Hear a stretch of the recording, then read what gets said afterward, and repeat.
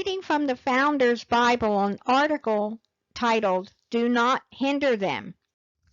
In 1844, a case reached the U.S. Supreme Court involving the estate of Frenchman Stephen Girard, who had arrived in America before the Declaration of Independence. He settled in Philadelphia and lived there until his death in 1831. When he bequeathed his estate, valued at over $7 million, to the city, with the condition that it construct for orphans between the ages of 6 and 18 a college to be named after him, in which he specifically stipulated, "I enjoin and require that no ecclesiastic, missionary, or minister of any denomination, sect whatsoever shall ever hold or exercise any station or duty whatever in the said college, nor shall any such person ever be admitted for any purpose or as a visitor within the premises." Girard's heirs, seeking to keep his estate in their hands, filed suit against the will and secured the great Daniel Webster, the defender of the Constitution, as their lawyer. Webster was considered the greatest attorney in his generation and personally argued and won numerous cases before the U.S. Supreme Court.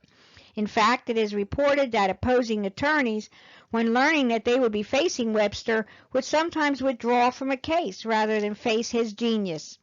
The requirement to exclude clergy and religious teachings from a school to be established under the government's authority was unprecedented, and when Webster addressed the Supreme Court, what the others might have been nothing more than a dry legal argument, from his lips became an emotional appeal on the importance of preserving religious instruction at the school.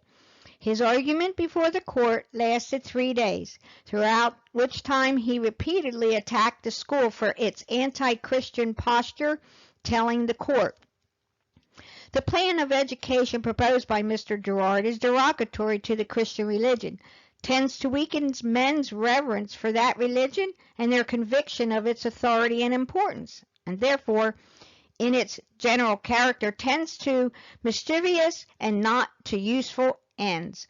The proposed school is to be founded on plain and clear principles, and for plain and clear objects of infidelity. When little children were brought into the presence of the Son of God, his disciples proposed to them a way, but he said, 'Suffer little children to come unto me,' Matthew 19:14. Unto me. He opened at once to the youthful mind the everlasting fountain of living waters, the only source of eternal truth. Suffer little children to come unto me, and that injunction is of perpetual obligation. It addresses itself today with the same earnestness and the same authority which attended the first utterance to the Christian world.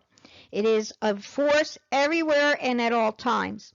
It intends to the ends of the earth. It will be reached to the end of time, always and everywhere, sounding to the ears of men with an emphasis which no repetition can weaken, and with an authority which nothing can supersede.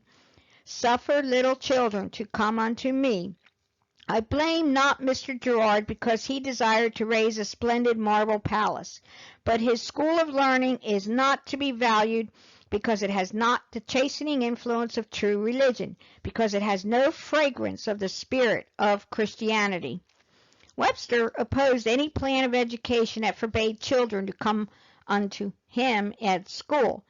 Significantly, the city's attorneys agreed that religion must be taught at the school, telling the court, "The purest principles of morality are to be taught. Where are they found? Whoever searches for them must go to the source from which a Christian man derives his faith, the Bible. There is an obligation to teach in the school what the Bible alone can teach, a pure system of morality." After the arguments were finished, the unanimous opinion of the Supreme Court was delivered by Justice Joseph Story, a father of American jurisprudence, who had been placed on the court by President James Madison. The court ruled that Christianity could not be excluded from the school. Christianity is not to be maliciously or openly reviled and blasphemed against to the annoyance of believers or the injury of the public. It is unnecessary for us, however, to consider the establishment of a school or college for the propagation of deism or any other form of infidelity. Such a case is not to be presumed to exist in a Christian country. The court then pointed out that even though the will had prohibited clergy, it had not explicitly prohibited Christian instruction and was therefore constitutionally acceptable, as the court explained.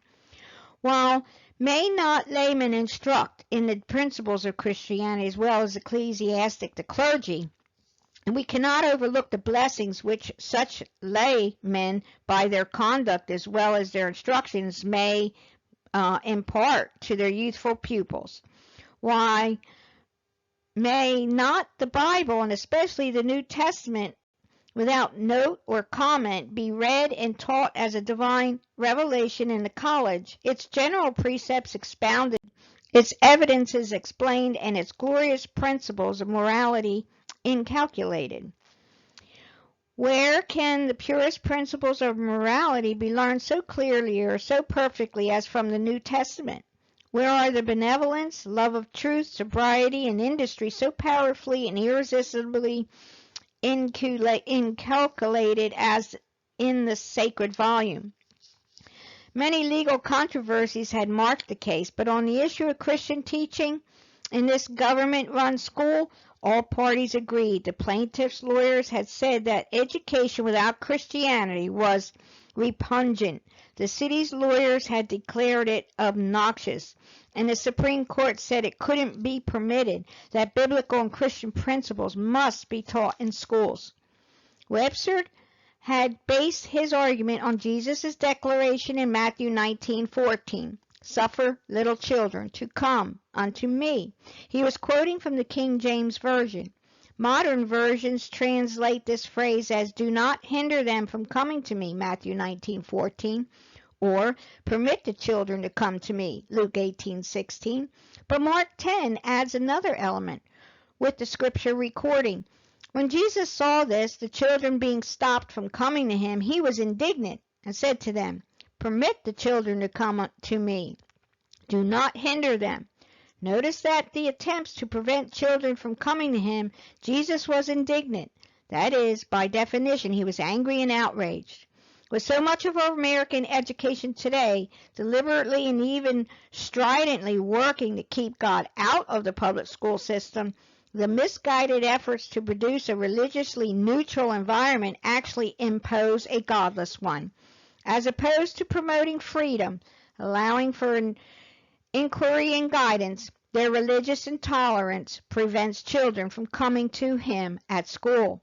But in previous generations, the U.S. Supreme Court delivered a ruling in the opposite direction, thus preserving the Bible and Christian principles as an integral part of a sound American education.